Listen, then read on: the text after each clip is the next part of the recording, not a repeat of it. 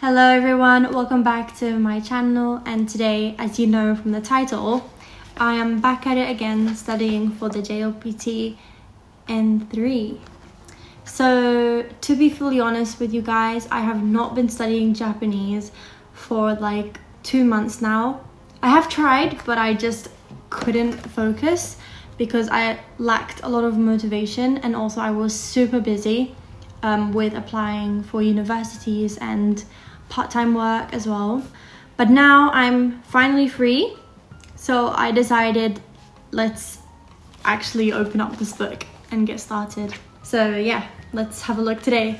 I did already finish chapter 3 up to chapter 5 of the try book, but I realized I forgot some of the grammar rules in here, and I was like, how the hell do I use that? So I am currently reviewing those. So yeah, come join me today, and if you're also lacking motivation in language learning, don't worry, we're all in the same boat, and hopefully this video will give you motivation, and maybe it will give myself motivation for future me as well. Guys, I realized how far behind I am lacking because I don't know why, but my brain suddenly forgot how to write the kanji for 勉強しました. Like, I can write the hiragana, but the kanji didn't come to my head at all. I need to actually start building a habit to maintain my level and to progress in my level.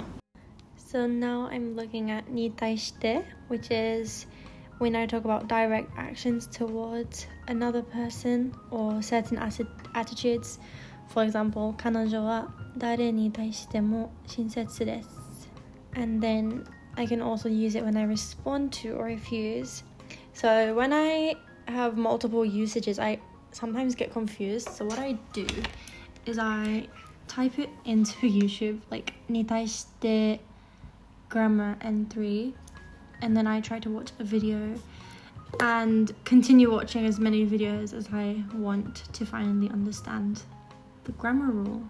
So while I'm doing the grammar, I do use my iPad here as a little dictionary, and then I search like words that I want. So for example, this one is 雨天中止, which is cancelled because of the rain. And then I'll try to remember this. If not, I will like star it, and then I will put it onto my little vocabulary list here. So these are some vocabulary that I actually forgot, or I forgot how to read. So I'm gonna probably add that one as well onto number 3.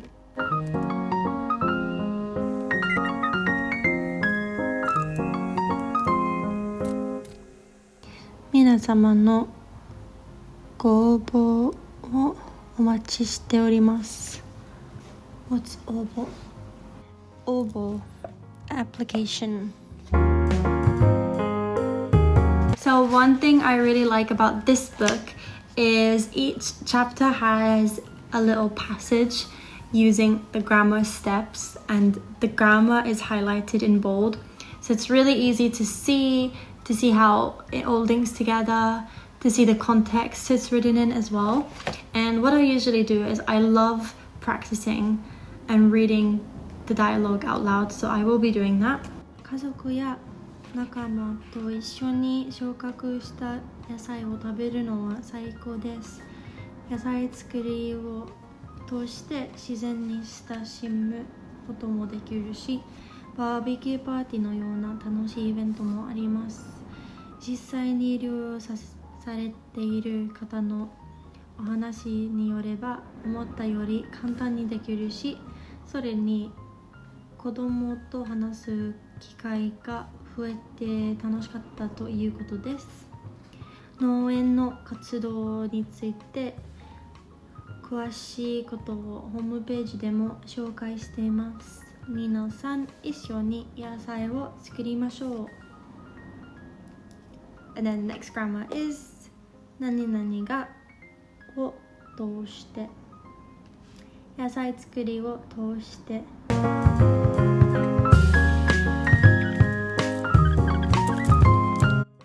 So when I do have time, and usually I do this like while I'm on transport, but I highly recommend these two apps. So Learn Kanji and Kanji Teacher. So Learn Kanji, you just go on there, you can choose any level that you want. For example, let's do N4, press on a random lesson. Oh, there we go. So you can listen to it. Toi, question, and then okay, and then mondai. Mondai. And then they teach you how to write it.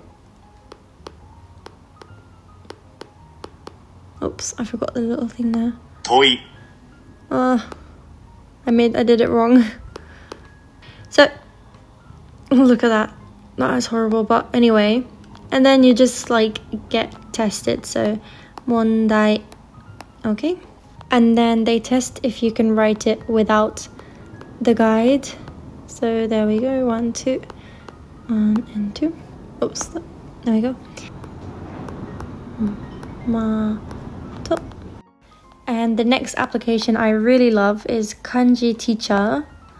So on this app, you can practice kana, kanji, vocabulary, and more.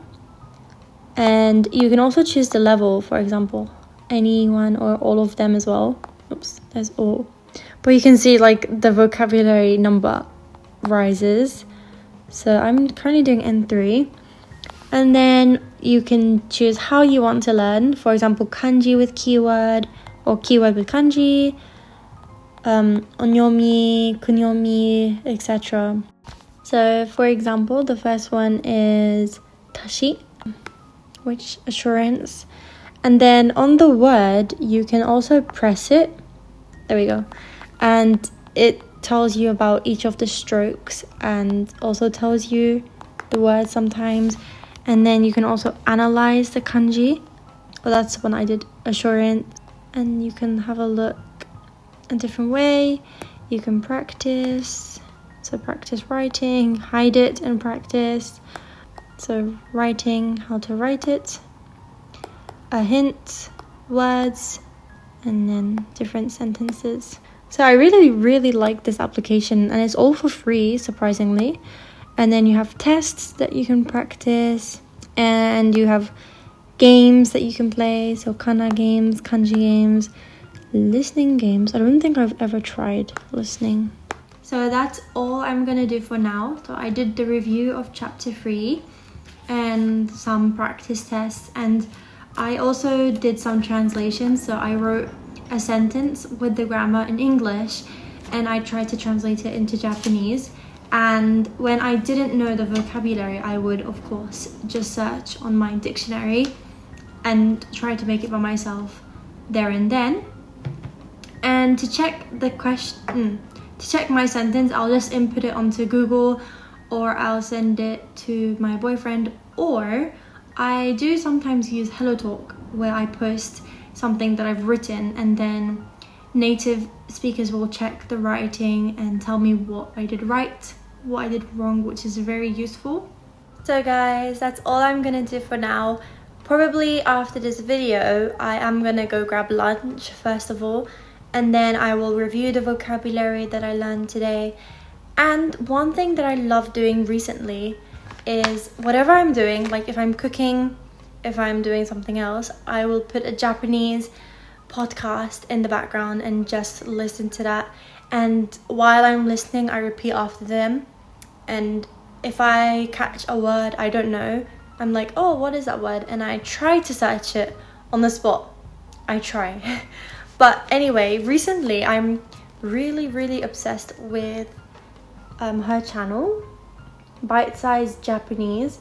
I just think it's such a good channel to listen to. And there is a video of hers about like natural spoken Japanese that I have watched around 50 times. And that's because when I watch it, I try to repeat after it, and I keep repeating until I know all the vocabulary, I got my accent, my pitch is correct. And I don't know, it's such a good way for me to practice the same dialogue and to hear any repetitive grammar points, any grammar that I don't know. And I think it just makes it easier to recognize different vocabulary and grammars along the line. So yeah, I'm a big fan of this channel. So I will probably also do this later on as well. But yeah, thank you so much for coming along to my Japanese study after a very long time. And hopefully it gives you motivation, and I will continue studying even after this video. So I'll see you in the next one. Bye bye.